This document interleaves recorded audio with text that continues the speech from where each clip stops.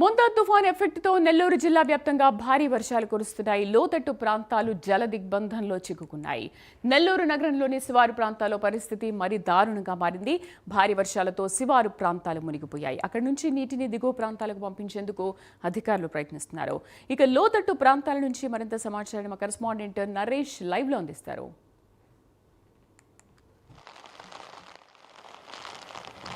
శ్రీదేవి, మోంతా తుఫాన్ ప్రభావంతో నెల్లూరు జిల్లా అంతటా భారీ నుంచి అతి భారీ వర్షాలు కురుస్తూ ఉన్నాయి.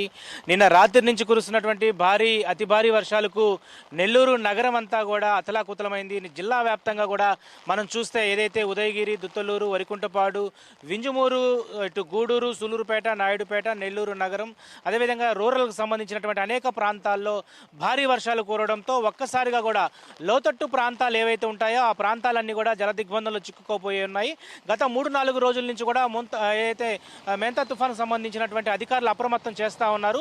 ఎగువ ప్రాంతాల్లో కురుస్తున్నటువంటి భారీ వర్షానికి ఒకవైపు లోతట్టు ప్రాంతాలంతా కూడా జల దిగ్బంధంలో చిక్కుపోయి కనీసం నిత్యావసర సరుకులు తీసుకురావడానికి కూడా బయటికి రాలేనంత విధంగా నెల్లూరు నగరం అయితే ప్రస్తుతం ఉందని చెప్పుకోవచ్చు. నేను ఒకసారి విజువల్స్ చూపించే ప్రయత్నం కూడా చేస్తాను. ఒకసారి మీరే చూడండి. ఇదంతా కూడా నివాస ఉన్నటువంటి స్థలం. ఇదంతా కూడా ప్రతి ఒక్కరు కూడా బయటకు వచ్చి ఎంతో ఆహ్లాదకరంగా ఆనందంగా బయట తిరిగేటువంటి ఏదైతే ప్రజానీకం ఈరోజు ఒక్కసారిగా కూడా మోంతా తుఫాన్ ప్రభావంతో లోపలే బిక్కుమంటూ ఉండిపోతున్నటువంటి పరిస్థితి కనపడతా ఉంది.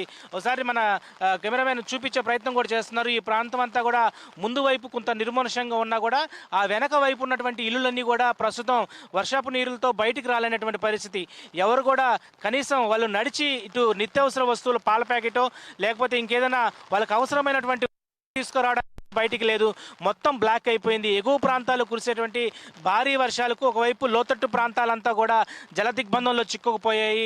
నెల్లూరుకు సంబంధించినటువంటి రూరల్ నియోజకవర్గంలో, రూరల్కి సంబంధించినటువంటి ప్రాంతంలో ఒకవైపు చంద్రబాబు నాయుడు కాలనీ అయ్యుండొచ్చు, అదేవిధంగా ఆర్టీసీ కాలనీ, తల్పగిరి కాలనీ, ఇలా ఈ కాలనీలంతా కూడా ఒక్కసారిగా కూడా నీట మునిగిపోయాయని చెప్పుకోవచ్చు. మరి ఒకవైపు కార్పొరేషన్ అధికారులు ఎక్కడికెక్కడ కూడా వీటికి సంబంధించినటువంటి వాటర్ ఫ్లో అంతా కూడా అండర్ డ్రైనేజ్ కింద పంపించే ప్రయత్నం చేస్తూ ఉన్నారు.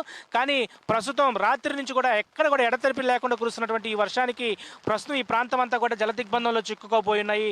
మరి 2 వీలర్స్ 4 వీలర్స్ కూడా జాగ్రత్తలు చెప్తా ఉన్నారు.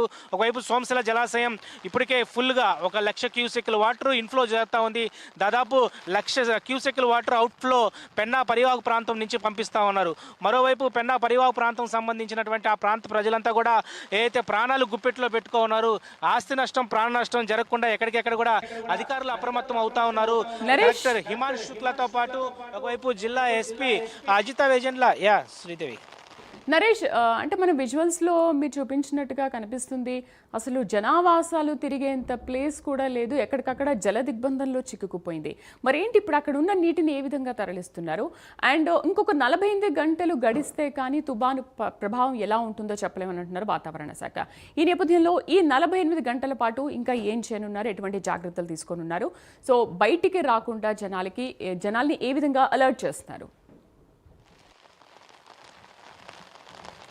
ఖచ్చితంగా శ్రీదేవి, మీరు చెప్పినట్లుగానే ఏదైతే ప్రస్తుతం మోంతా తుఫాను ప్రభావంతో ఇప్పటికే లోతట్టు ప్రాంతాలంతా కూడా కనీసం నిత్యావసర వస్తువులు తీసుకురావడానికి కూడా లేకుండా ఉన్నటువంటి పరిస్థితి ఎదుర్కొంటున్నారు. అయితే కార్పొరేషన్ అధికారులు అయ్యుండొచ్చు, జిల్లాకు సంబంధించినటువంటి అధికార యంత్రాంగం అంతా కూడా ప్రస్తుతం ఎవరైతే ఇబ్బంది పడుతున్నటువంటి ప్రాంతాలు ఏదైతే ఉన్నాయో, సో ప్రస్తుతం నేను చూపించినటువంటి చంద్రబాబు నాయుడు కాలనీ అయ్యుండొచ్చు, RTC colony, Talpagiri colony, YSR Nagar, ఈ కాలనీలంతా కూడా ఎగువ ప్రాంతాలు కురిసేటువంటి వర్షానికి ఎప్పుడు కూడా వర్షపు నీరంతా కూడా భారీగా చేరిపోతుంది, బయటకు వచ్చేటువంటి పరిస్థితి ఉంది.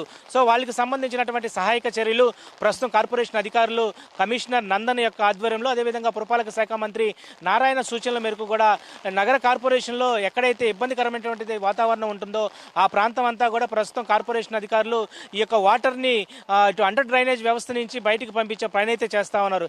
కానీ రాత్రి నుంచి కురుస్తున్నటువంటి భారీ నుంచి అతి భారీ వర్షానికి ఎక్కడికెక్కడ కూడా నీళ్లు ఏదైతే పూర్తి స్థాయిలో ఇక్కడే ఉండిపోతా ఉన్నాయి. ఒకవైపు పై నుంచి వస్తున్నటువంటి వర్షం వర్షపు నీరు ఏదైతే ఉందో. అయితే ప్రస్తుతం రాయలసీమ జిల్లాలకు సంబంధించినటువంటి కడప, ఇటు అనంతపూరు, కర్నూలు ప్రాంతాల్లో కురిసిన వర్షం కూడా సోమశిల జలాశయానికి చేరుకుంటాయి. సో కొన్ని ప్రాంతాల్లో, ఎగువ ప్రాంతాల్లో వర్షపు నీరు ఎక్కువగా ఉంది కాబట్టి దిగువ ఉన్నటువంటి ఈ ప్రాంతం అంతా కూడా ప్రస్తుతం ఇది చాలా వరకు కూడా వర్షపు నీరు చేరిపోతా ఉంది.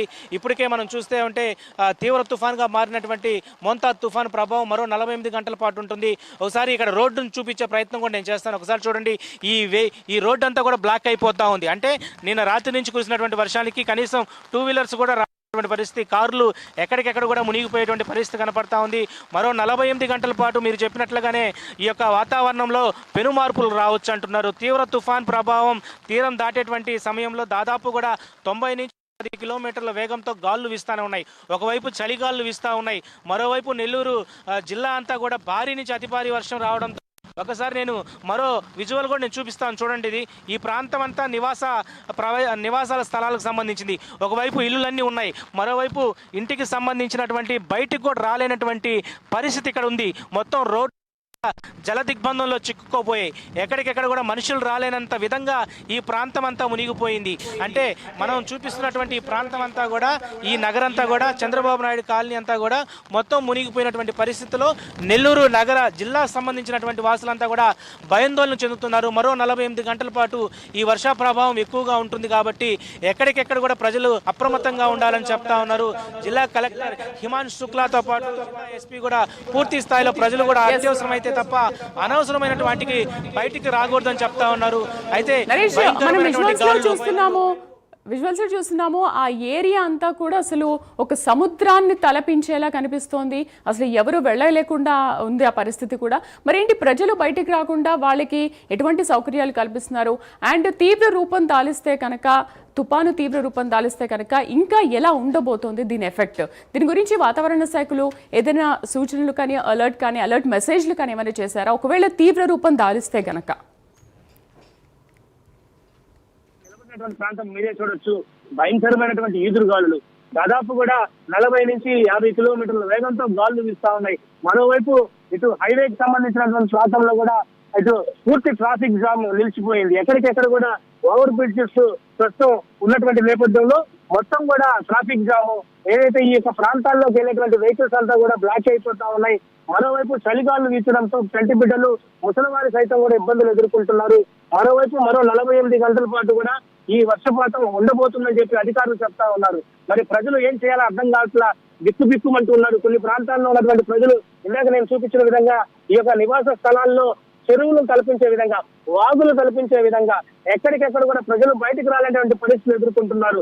మరి ఒకవైపు రాష్ట్ర ప్రభుత్వం ఈ యొక్క పునరావాస కేంద్రాలు ఏర్పాటు చేసినప్పటికి కూడా, ఈ లోతట్టు ప్రాంతాల ప్రజలకు ముందుగానే అలర్ట్ చేసినప్పటికి కూడా ప్రజలు ఈ యొక్క నివాస స్థలాల నుంచి వెళ్ళలేనటువంటి పరిస్థితి. ఎందుకంటే తమ ఆస్తులు ఉన్నటువంటి ఈ యొక్క ఇల్లు వదిలి బయటికి వెళ్ళలేరు. పునరావాస కేంద్రాలు ఎన్ని ఏర్పాటు చేసినప్పటికి కూడా ఆ పునరావాస కేంద్రాలకు ప్రజలైతే వెళ్ళటం లేదు. ఇటు నగర వ్యాప్తంగా, రూరల్ వ్యాప్తంగా దాదాపు కూడా మొత్తం జిల్లా వ్యాప్తంగా 143 పునరావాస కేంద్రాలు ఏర్పాటు చేసినప్పుడు కూడా చూడండి, ఒకసారి మన ఈ యొక్క వర్ష ప్రభావం ఏమవుతుందో నేను చూపిస్తానే ఉన్నాను. ఎందుకంటే మనం నిలబడినటువంటి ఈ ప్రాంతం అంతా కూడా నిలబడలేనటువంటి పరిస్థితి అవుతుంది. ఒకవైపు వర్షం, మరోవైపు గాలి, ప్రజలైతే బయటకు రాలేకపోతున్నారు. కనీసం నిన్న రాత్రి నుంచి కూడా బయటకు రాలేక చాలా మంది ఇబ్బందులు ఎదుర్కొంటా ఉన్నారు. మరోవైపు ఇటు జిల్లాకు సంబంధించినటువంటి కంట్రోల్ రూమ్లు ఏర్పాటు చేశారు.